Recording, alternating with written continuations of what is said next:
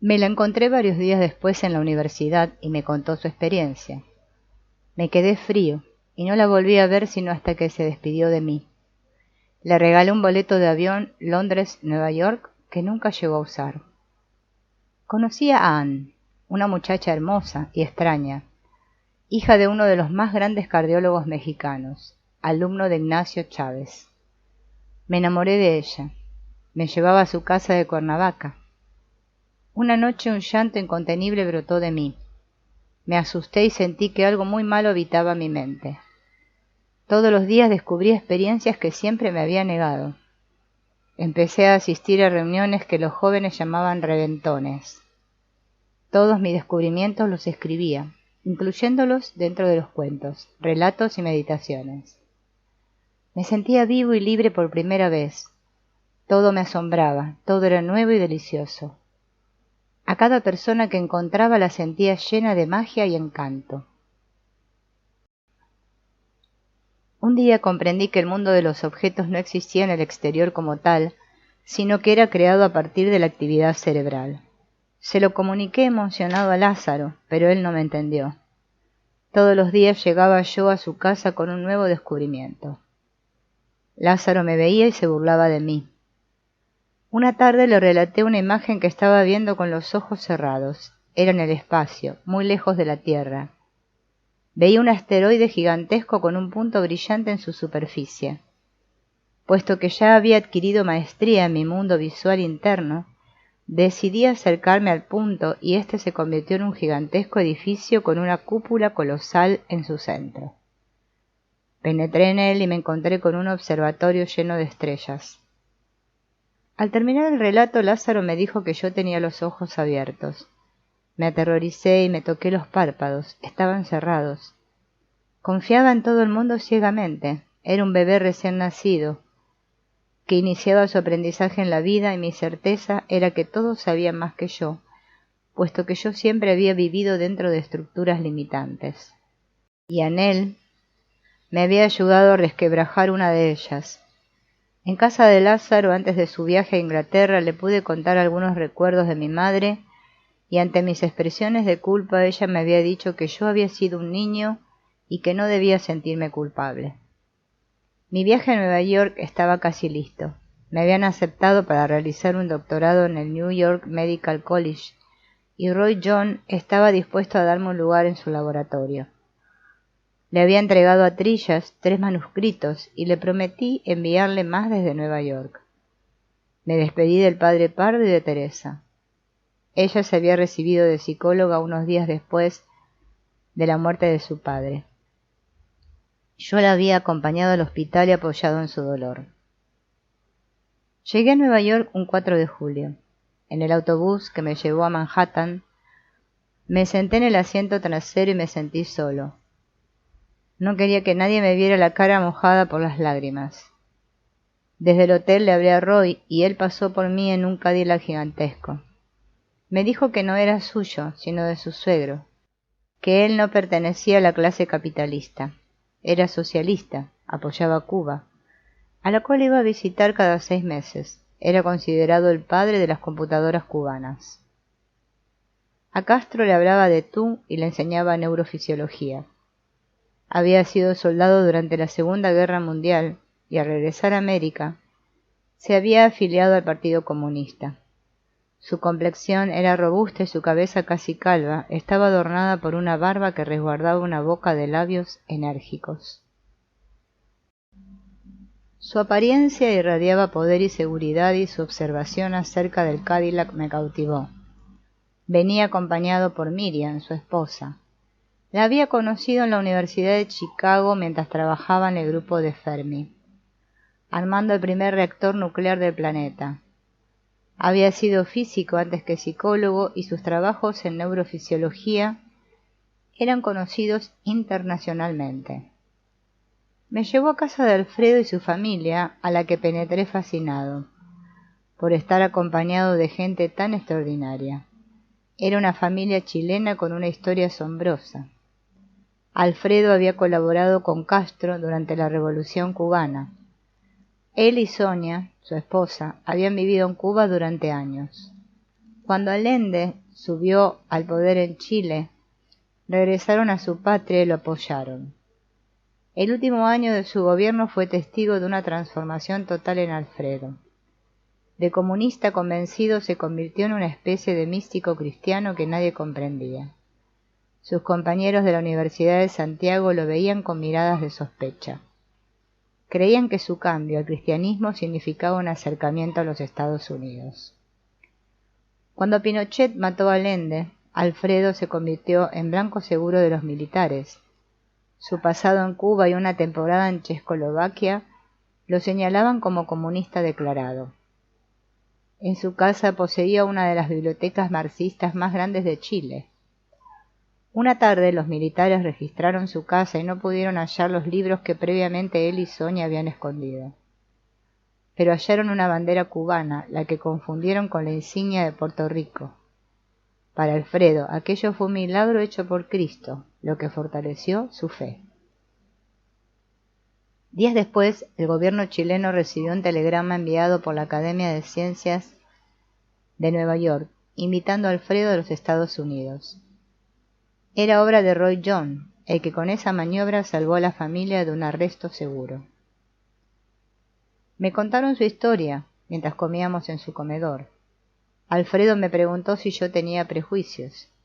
Le dije que no lo sabía y él me informó que en su casa no existían. Después me llevaron a mi cuarto. El río Hudson se veía desde la ventana y yo me sentí profundamente feliz. Podía oler el mar y el aroma de la vegetación me refrescaba. Al día siguiente fui al laboratorio y conocí a Robert, quien me impresionó por su inteligencia. Junto a su laboratorio trabajaba Eric, también físico como Roy, pero ahora interesado en entender el funcionamiento del cerebro. Tanto Roy como Eric eran judíos, como yo, y los sentí cercanos a mí. Robert me empezó a señalar y a enseñar las computadoras del laboratorio, y Roy me mostró el archivo de registros, una verdadera colección de cientos de cintas grabadas con la actividad cerebral de miles de animales durante procesos complejos de aprendizaje. Puesto que las clases de doctorado no empezarían sino hasta después de varios meses, monté un equipo de registro y empecé a diseñar un experimento con ayuda de Roy.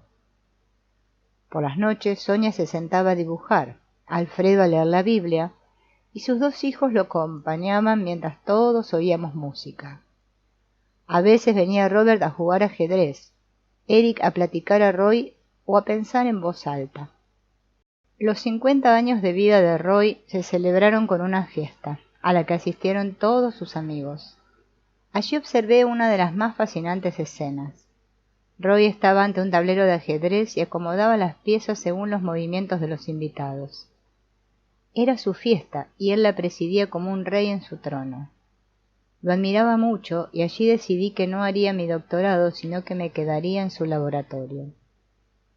Unos días antes había visitado Valhalla y me había entrevistado con mis futuros maestros. Todos me habían decepcionado. No se lo dije a Roy, sino hasta que obtuve suficientes datos experimentales de nuestro ensayo. Este consistía en el registro electrofisiológico del cerebro humano durante procesos de asignación de significado a estímulos geométricos. Pretendíamos diferenciar las zonas encargadas de la decodificación conceptual de las analizadoras de las geometrías de los estímulos. Los resultados eran satisfactorios y Roy me apoyó en mi decisión. El laboratorio era altamente estimulante y la gente que trabajaba allí genial. Todos fumaban marihuana y escribían libros y artículos de los experimentos. Eric estaba muy interesado en la elaboración de una teoría que le permitiera entender cómo creaba el cerebro las representaciones internas de las imágenes visuales. Platicábamos durante horas acerca de los últimos descubrimientos en la neurofisiología de la percepción. Un día me confesó que lo que realmente deseaba era crear una computadora superconsciente, porque había llegado a la conclusión de que la evolución del cerebro humano alcanzaba ya su límite y éste le parecía primitivo. Eric me preguntaba si yo tenía experiencias de aislamiento cósmico. Esta las definía como sensaciones de ser un diminuto e insignificante individuo solo y aislado dentro del universo. Al negarme se asombraba. Yo, me decía con ironía, experimento eso muy seguido. Añadía que tales experiencias eran necesarias y quien no las tuviera o estaba bloqueado o le faltaba mucho desarrollo. Yo me sentía mal al oír a Eric. Por un lado tenía la sensación de ser más primitivo que él, pero por el otro sentía que las experiencias a las que se refería denotaban un pesimismo que yo no deseaba compartir. Una tarde caminando cerca del Parque Central de Nueva York, suspiró y dijo que aquel era un día más, como si la existencia de los días fuera una irremediable y penosa repetición que habría que sufrir. Yo me burlé de él, dándole una palmada en la espalda como indicación de que no pensara en tales cosas y como señal de cariño. La seriedad con la que Eric veía la vida, sus suspiros pesimistas y su gran inteligencia siempre me provocaban una gran ternura. En casa de la familia de Alfredo, éste nos leía la Biblia y hacía interpretaciones místicas de los pasajes del Nuevo Testamento. Todos lo oíamos con gran placer, pero empecé a notar que él no nos oía a nosotros con la misma actitud. Siempre había la sensación de que nos consideraba poco evolucionados comparados con él. Hablaba mucho acerca de su completa liberación de estructuras. Una noche no lo soporté más y me desnudé completamente enfrente de todos, como un reto. Los invité a hacer lo mismo y se escandalizaron. Me fui a mi cuarto con la sensación de haber ganado una batalla. Eric meditaba y me enseñó a hacerlo. Lo quería, pero su deseo de construir una máquina mejor que el cerebro humano me había producido recelo. Un día me invitó a conocer la computadora más grande del estado de Nueva York. Frente a sus consolas yo sentí un odio mortal. Unas horas después todos los sistemas de seguridad de la máquina no habían podido evitar una descompostura total de sus entrañas electrónicas. Cuando él me lo dijo, yo sonreí, y él se apartó de mí con asombro. Roy estaba creando un sistema de registro muy sofisticado, y a veces lo acompañaba a hacer operaciones cerebrales en los gatos de laboratorio. Él miraba el cerebro vivo de sus animales con un amor y una admiración que fueron más ilustrativos para mí que todos los experimentos. Me llamó para que viera la superficie cortical de un gato a través de un microscopio de disecciones. Mira, me dijo, allí dentro suceden los milagros más maravillosos del universo. En ese ambiente comencé a pensar con profundidad. No comprendía cómo a partir de la actividad cerebral se creaba la cualidad de la experiencia. Cuando me subía al subway, veía las cabezas de las gentes y me imaginaba la actividad eléctrica de sus cerebros y la aparición de las imágenes que con sus colores y texturas surgieron de ellos. Me dejaban atónito. Debían ocurrir transformaciones misteriosas entre la actividad cerebral y la experiencia, y yo quería descubrirlas con toda la fuerza de mi mente. Una tarde en casa de Roy le confesé mi predicamento. Él me miró sonriente y me dijo algo que me dio la pista para iniciar la búsqueda. Él también se planteaba la misma pregunta que yo. Me dijo que era necesario pensar en transformaciones unificadoras de la actividad cerebral. La más importante era la que él llamaba la hiperneurona. Según esta idea, el conjunto de toda la actividad cerebral es una distribución energética hipercompleja que actúa como un campo energético gestáltico. Esa observación fue suficiente para iniciar en mí un proceso maravilloso. Fui al planetario y al ver el cielo estrellado me imaginé el cerebro y las neuronas como estrellas interactuando entre sí. Ambos, el cerebro y el cielo estrellado, eran lo mismo, un conjunto de puntos energetizados interactuando y creando campos energéticos hipercomplejos. Pensé entonces que el universo tenía conciencia, tal y como la que manifiesta el cerebro humano. Me compré una bicicleta de carreras y en ella viajaba a todas partes. Me habían dicho que tuviera cuidado con el Bronx, porque había muchos asaltos, mas no me importó. Me metía por todas las callejuelas, comía pizzas en los puestos de latinos y adquirí la costumbre de pasearme por Broadway a toda velocidad, sin importarme el peligro. Por aquel entonces empecé a extrañar mucho a Estuya. Cada vez que veía una niña pensaba en ella. Se lo comenté a Miriam, que me dijo que no dudara en traerla a Nueva York junto con su mamá. Me ofreció ayuda para ello.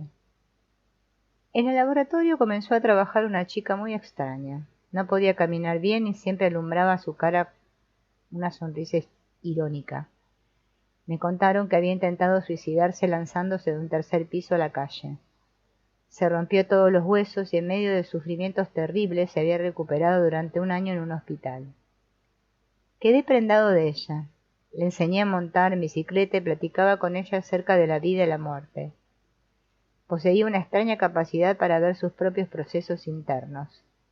Por ejemplo, cuando le daba un lápiz, era capaz de seguir la creación de la imagen y la aparición del nombre del objeto dentro de su mente, pudiendo discriminar la secuencia temporal de la creación de ambas experiencias.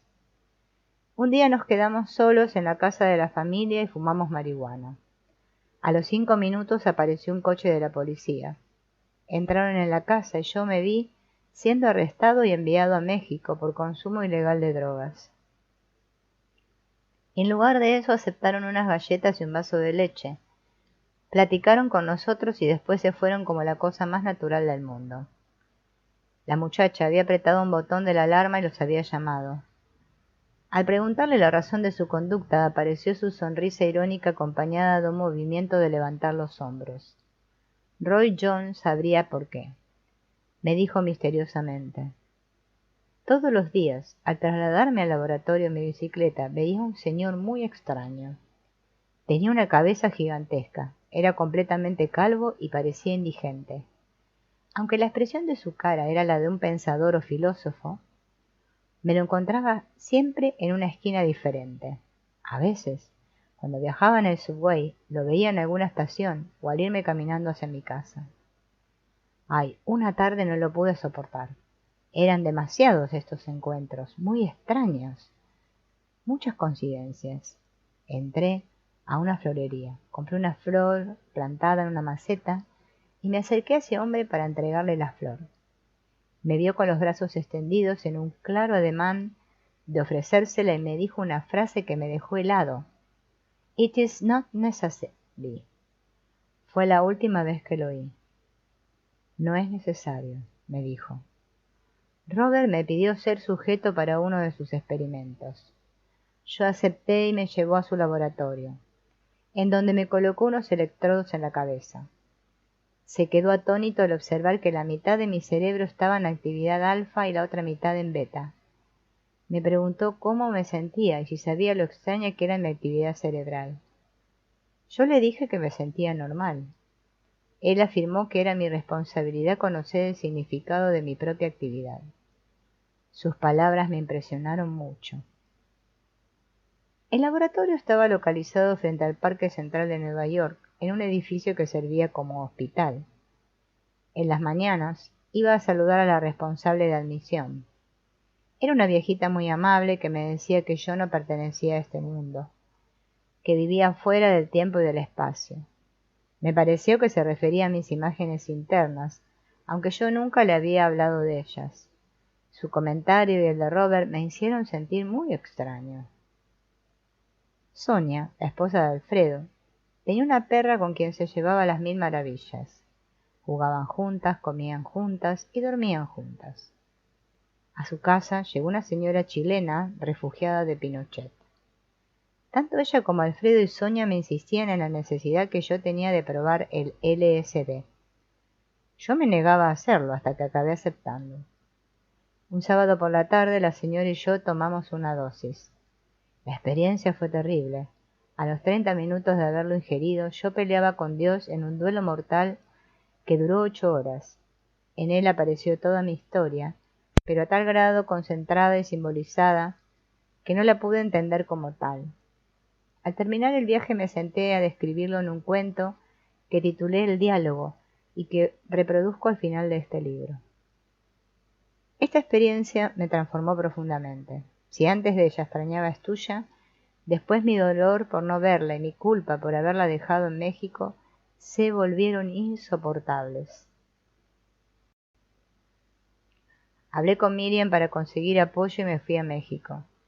Llegué a la casa de Lisette y me hice una herida en un dedo y con la sangre le escribí un recado en el cual le decía que no podía vivir sin ella y la niña. Lo dejé sobre la mesa y me fui a dar una ducha. Lisette entró en la casa y empezó a gritar. Llegó al baño y al verme vivo suspiró de alivio. Aceptó de inmediato irse a Nueva York con Estuya. Mientras ella preparaba el viaje, regresé a Nueva York y conseguí un departamento. Compré un colchón viejo y una mesa y me dispuse a esperar la llegada de Lisette y Estuya. Vivimos felices durante 2 semanas, pero pronto Lisette y yo comenzamos a pelear. Yo sentía que no me entendía y me sentí vivir de nuevo dentro de una prisión. En un pequeño closet del departamento instalé una silla y una mesa y me encerré a escribir Los nuevos principios de psicología fisiológica, un libro que preparaba para enviárselo a Trillas. Durante varias horas trabajaba en mi closet y después abría la puerta para respirar aire durante unos minutos y volví a encerrarme. Era tal mi sensación de soledad y falta de comunicación que decidí dejar de hablar. Durante una semana permanecí callado, mientras Lisette y Estuya me preguntaban qué me pasaba. Eric llegó un día al laboratorio cargando una bolsa repleta de peyote, con que un taxista de Manhattan le había obsequiado. Me preguntó si deseaba probarlo con él y yo accedí. Eric era un especialista en sorpresas. Me invitaba a fiestas que intentaban volverse permanentes sin éxito. Él y un amigo colgaban gráficas en las paredes, en las que anotaban la frecuencia de las conversaciones de los invitados. Decían que de esa forma analizaban la dinámica de la fiesta, a fin de detectar la existencia de patrones y poder influir en ellos para que la fiesta no terminara. Habían logrado extender una por 7 días. Una de sus fiestas me había invitado a oír una grabación de los cambios de los polos magnéticos terrestres grabados durante un año y reducidos a unos pocos minutos. Él quería saber mi reacción y experiencias al oírlos. Me introdujo a los cambios de estaciones y a la vivencia de la Tierra. Con el paquete de peyote llegamos a mi casa. Íbamos a hacer un licuado de peyote con jugo de naranja. Nos lo tomamos y nos sentamos en el suelo para esperar los efectos. Estos no tardaron en aparecer. De pronto, a la mitad de la conversación, mis movimientos comenzaron a lentificarse. Cada gesto que hacía me hablaba de su procedencia hasta con 3 generaciones anteriores. Hablaba, conocía el origen de mi voz en mi abuelo, el movimiento de mis manos, mi abuela y así en general con toda mi conducta. Nada era mío, todo provenía de mis antepasados. El peyote me había hecho consciente del origen genético de mi conducta. Me espanté al comprobar que prácticamente nada de lo que hacía era genuinamente mío. Decidí quedarme inmóvil. Lisette llegó a la mitad de la sesión y se sentó a observarnos y a oír nuestros comentarios. El deterioro de nuestra relación era notable. Casi no hablábamos sin que terminara nuestra conversación en una pelea. Estuya estudiaba su kinder en una escuela y procurábamos no alzar la voz estando ella presente. Una tarde no lo soporté más. Algo me dijo que Lisette se había sobrepasado y decidí separarme de ella definitivamente. Esperé que regresara a casa y se lo dije. Lisette había encontrado una escuela de arte en la que estudiaba pintura. Me miró a los ojos y sin decir palabras se fue. Después me enteré que esa tarde la había pasado con Robert. Me quedé solo con Estuya. Por las mañanas la llevaba a su kinder y de allí me iba al laboratorio. En él trabajaba unas horas y después regresaba a recoger a Estuya. Hice un experimento con monos recién nacidos. A veces invitaba a Estuya y ella les daba el biberón, mientras yo calibraba el equipo de registro. Casi nunca veía a Roy y durante el año que trabajé en su laboratorio nunca me ayudó en un experimento. La ausencia de contacto directo y la presión de Estuya comenzaron a desesperarme. Junto con el experimento con chimpancés, hacía otro, el que intentaba medir la discriminación temporal en diferentes frecuencias de la actividad cerebral humana. Mis ideas me habían llevado a postular la existencia de una duración del presente y un campo neuronal resultante de la interacción entre todas las neuronas de un cerebro.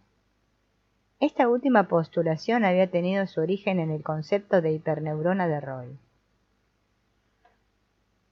Me seguía intrigando la pregunta acerca de la transformación de la actividad cerebral en experiencia. Empecé a sospechar la existencia de una interacción entre el campo neuronal y el espacio como paso necesario para la aparición de imágenes visuales. El laboratorio era visitado por muchas personalidades importantes, entre ellas agentes del gobierno americano. A Roy le habían puesto y propuesto un gran donativo, siempre y cuando se dedicara a crear un dispositivo para que un pensamiento de un piloto de avión militar actuara como gatillo para disparar armas. Roy se había negado. En otra ocasión, un paranoico lo había acusado de estar controlando su mente eléctricamente desde el laboratorio. La verdad es que planeábamos hacer un experimento para controlar el cerebro de los animales, inyectándoles corrientes eléctricas de morfologías específicas. Pero la acusación de ese señor era completamente infundada. Conocí a Carl Pribram, quien nos visitó, y habló con Eric acerca de la percepción visual. Todo ello era muy excitante, aunque cada vez me era más claro que la aparición de la conciencia a partir de la actividad cerebral era una pregunta que la fisiología contemporánea no estaba preparada a contestar a través de experimentos como los que realizábamos. Acostumbraba a caminar por las calles de Manhattan mientras pensaba. Algunas veces iba al Greenwich Village a escuchar música oriental y ver tocar el tambor a un marroquí. A veces iba a escuchar a un grupo que tocaba el jazz. Como un ejercicio de redacción me puse a describir la música del grupo. El organista fue el resultado del experimento. Me compré un clarinete que Roy me enseñó a tocar. Me sentaba en la banca de un parque y lo tocaba durante horas, viendo pasar a la gente afuera y a mis pensamientos adentro de mí. Una tarde caminaba cerca del Parque Central cuando al pasar por una calle, un edificio llamó mi atención. Penetré en él y me sorprendieron sus adornos y los letreros junto al ascensor. Hablaban de un gurú. Subí las escaleras y penetré en un gran salón en el que decenas de personas estaban sentadas frente a un señor muy moreno y de anteojos. Les hablaba en un idioma desconocido. Era Swami Muktananda. La gente se le acercaba y le hacía preguntas. 3 señores le preguntaron acerca del funcionamiento del cerebro. Yo presté mucha atención. Le decían que querían registrar su actividad cerebral con una máquina. Muktananda se rió y les preguntó si su máquina hablaba. Ellos dijeron que no. Entonces él les contestó que no se dejaría registrar por una máquina con la que no pudiera hablar, que eso no servía para nada. Yo me quedé atónito, parecía hablarme a mí y hacerme una indicación acerca de mis propios pensamientos. Después, Muktananda volvió a reírse y dijo que era muy curioso cómo al ver a otra persona la considerábamos un yo distinto al nuestro y la otra persona hacía lo mismo con nosotros. Al terminar, todos cantaron y después apagaron las luces. Salí de allí deslumbrado. La experiencia me inspiró un relato que se publicó en El vehículo de las transformaciones, bajo el título de El hombre. Pasé a buscar Estuya y a las 7 de la noche le hablé al director del CONACYT en México.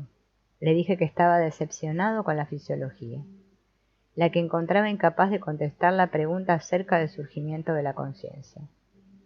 Le dije que si mantenía mi beca yo me comprometía a escribir 4 libros dedicados al CONACYT, con el tema de la fisiología de la conciencia.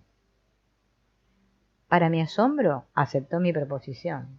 Me dijo que mi llamada había coincidido con una reunión en la cual se discutía precisamente la capacidad de la ciencia de desentrañar el misterio de la conciencia. Al día siguiente le comuniqué a Roy mi decisión de regresar a México.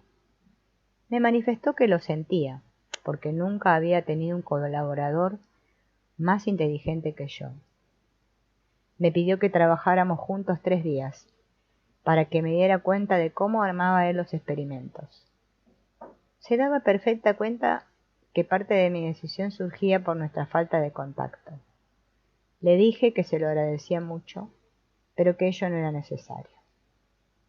Le comuniqué a Lisette mi decisión y le dije que me llevaba a Estuya a vivir a un pequeño pueblo de México. Extrañamente ella no se opuso a esto.